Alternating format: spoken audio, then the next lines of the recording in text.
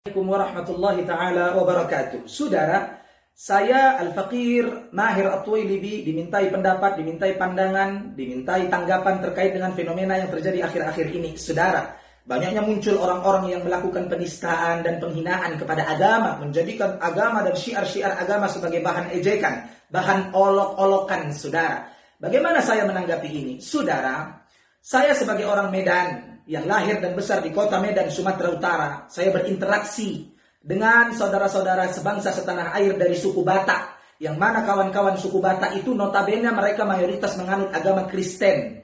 Tak pernah saya temukan orang Kristen menghina Yesus Kristus.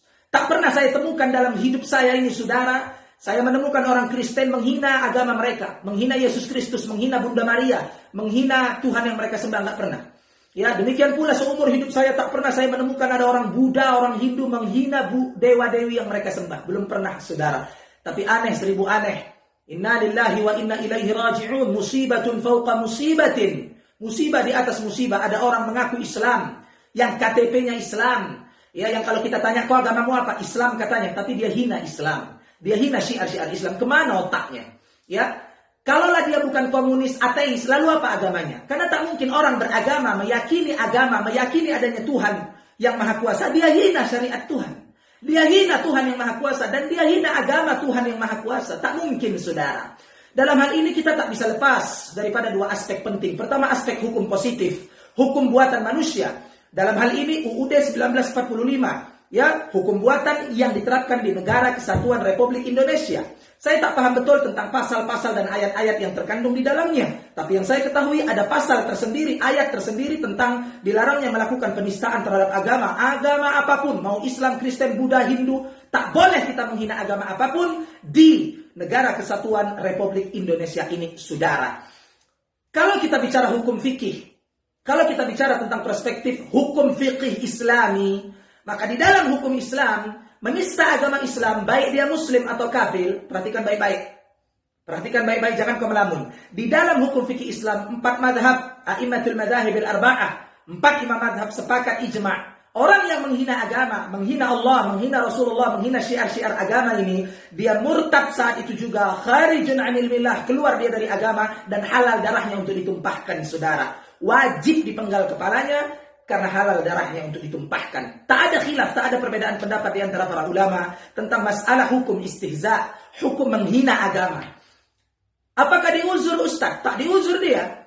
Karena uzur bil jahil, uzur kejahilan itu hanya berlaku pada masailul khafiyah. Masalah-masalah yang perlu perincian, perlu pendetailan. Ya, masalah-masalah yang perlu di sana iqamatul hujjah wal bayan. Menegakkan hujah, menyampaikan bayan, penjelasan sampai hujah padanya dan sampai dia faham terhadap hujah, dan intifa'ul mawani, hilangnya syubhat, ya, hilangnya penghalang-penghalang kekafiran pada diri dia. Tapi kalau dalam masailul zahirah, masalah-masalah yang zahir, yang ma'lumun bid darurah, ya, yang ma'lumun fid din bid darurah, sepakat semua ulama a'immatud da'wah al-muwahhidin, para ulama muwahhid sepakat tak ada uzur kejahilan bagi penista agama. Maka dia murtad, kharijun anil millah, dia murtad saat itu juga, keluar dia dari agama dan halal darahnya untuk ditumpahkan, saudara. Demikianlah Allah Subhanahu wa taala memiliki hukum yang paling tertinggi, hukum yang paling tinggi untuk mengadili manusia dalam kehidupan dan peradaban ini. Kalau kita bicara hukum negara, di dalam hukum negara sudah diatur, saudara. Negara Kesatuan Republik Indonesia UUD 1945 telah mengatur itu, saudara. Tapi kadang-kadang hukum itu seperti karet. Mereka yang punya uang, mereka yang punya kepentingan tak dihukum. Ya, seakan-akan seperti karet. Tetapi orang yang tak punya uang, orang yang tak punya kepentingan, mereka hukum walaupun mungkin tidak salah, saudara.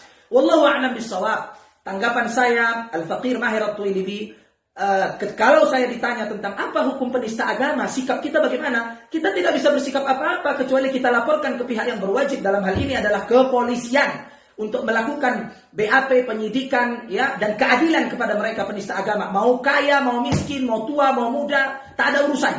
Asal dia warga negara Indonesia atau dia hidup di negeri ini, dia wajib dikenai hukum yang berlaku di negeri ini.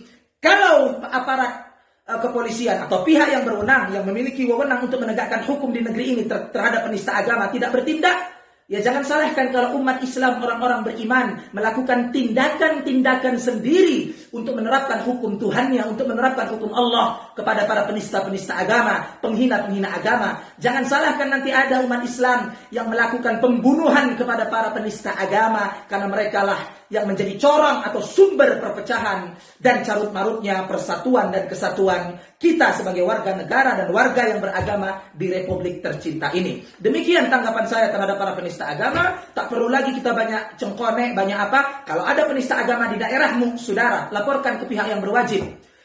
Cebloskan dia ke penjara, saudara. Tapi kalau pihak yang berwajib sebagai pihak yang berwenang, pihak yang punya kuasa untuk menegakkan hukum, teledor dan menjadikan hukum seperti karet dan main-mainan, saya angkat tangan kalau ada kejadian-kejadian yang tidak kita inginkan. Kenapa? Karena orang-orang beriman tidak akan mungkin tinggal diam ketika agamanya dihina, Tuhannya dihina, Nabi tercintanya dihina. Wallahul musta'an. Saya Mahir At-Tuwailibi. Assalamualaikum warahmatullahi taala wabarakatuh.